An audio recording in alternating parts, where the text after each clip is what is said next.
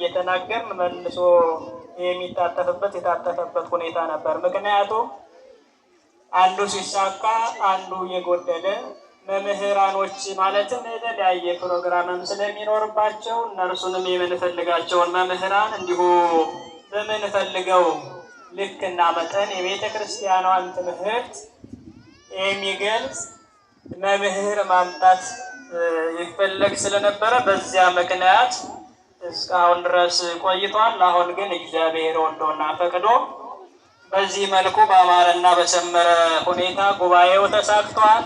ጉባኤው እንዲሳካ ለረዳን ለልዑል እግዚአብሔር ክብርና ምስጋና ይድረሰው። እግዚአብሔር አምላክ እውነት ለመናገር የተማርነውን ትምህርት በልባችን ሰሌዳ ላይ ይጻፍልን።